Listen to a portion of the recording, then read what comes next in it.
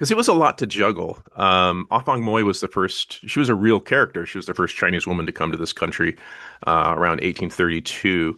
And her story ended pretty tragically. And I always wanted to write about her, but I couldn't find her happy ending. I couldn't find her redemption. And once I learned more about epigenetics, inherited trauma, I realized I could give her fictional descendants, give her this matrilineal line, and I could echo her story through all these generations. And so I do. From Afong Moy, we have Lai King Moy, which is a young Chinese girl who's living in San Francisco, um, turn of the last century, when there was a very real plague epidemic happening at the time. So I was literally writing about a plague epidemic during a global pandemic. It was so crazy. And even this part doesn't appear in the book, but I learned it through my research, and it really hit home. At the time, the governor of California, a man named Henry Gage, he would not acknowledge that this plague epidemic was happening because he was afraid it was going to hurt his chance of reelection, and it was going to hurt California's economy. And there was a doctor, a man named Dr. Kenyon, and he had a vaccine. And the doctor and the politician had a war of words in the press with the politician, accusing the doctor of having a profit motive, of scaring people. Does that sound at all familiar? I mean, the book is about repeated patterns of human behavior, if you will, and we repeated that exact pattern, even to the point of blaming the Chinese for all of it. And that kind of blew my mind. So anyway, that's just a little sidebar moment. There's another character named Fei Moy and she's a nurse working with the Flying Tigers in Kunming, China during World War II. Um, Two of my great uncles and a cousin actually served in Kunming, China in the U.S. Army during World War II in military intelligence.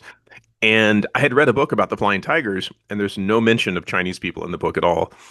But they were there, and there was actually one Chinese nurse who tended to the Flying Tigers.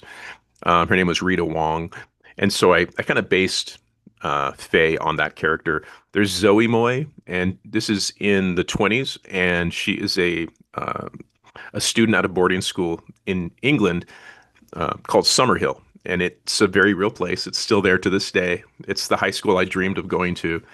It was known as the school with no rules, where it was run as a pure democracy, and so everyone got a vote, including the children, and so the students could always outvote the teachers, and so it was it was a total maverick school in the 20s. It's where a lot of international students came because they had, socialist leaning parents and they wanted them to go to this very unique school. So it was a microcosm of a strange new form of education. And it actually that school became the blueprint for the alternative high schools we have today.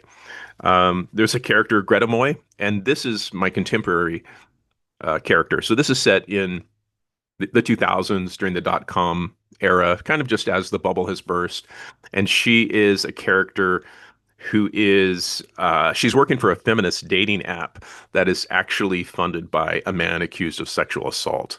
And so it uh, it, it was just I really enjoyed writing this, not because of the subject matter, but I hadn't written a lot of contemporary stuff. I had stayed historical, and so it was nice to write something without having to do quite so much, scenic research. And then there's Dorothy Moy, and this takes place in the future, a couple decades in the future, and I really think speculative fiction is my mother tongue. That's what I wanted to write. And my first novel was historical fiction, and it had a lot of success. So I created this expectation to always write historical fiction. I kind of put myself in this box, and this book, this is my moment where I break out of the box, and I do. The book does have speculative elements.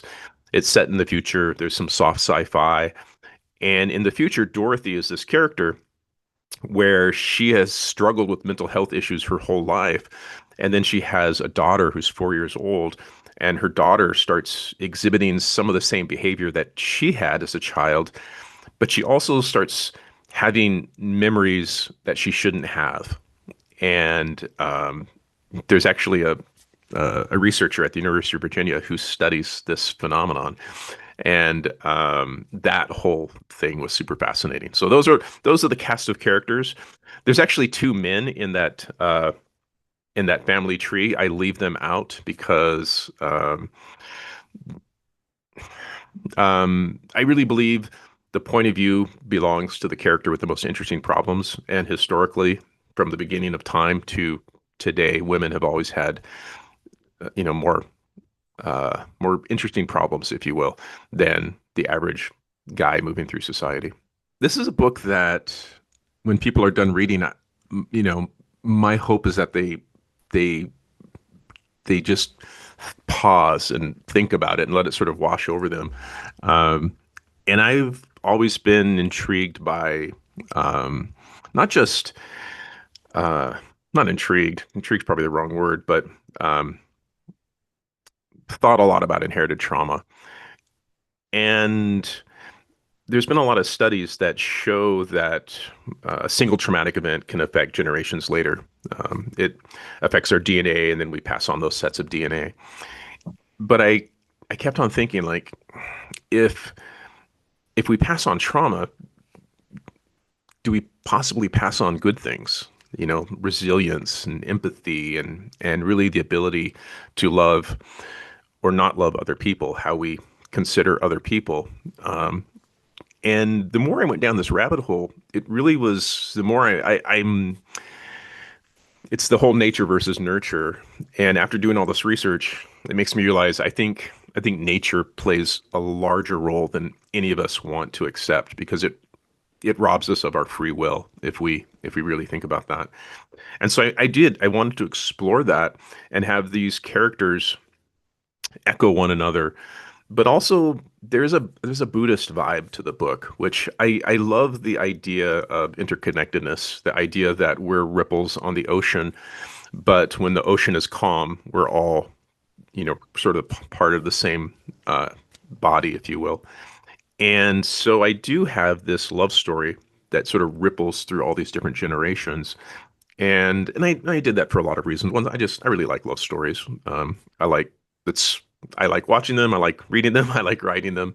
Um, and it also created this. Some people feel like it's magic realism. Some people, whatever you think it is, I say that is correct. Because however, you see literature through the lens of your own experience. I see it in a slightly different way, but people interpret it in different ways, and that's totally fine. I love that.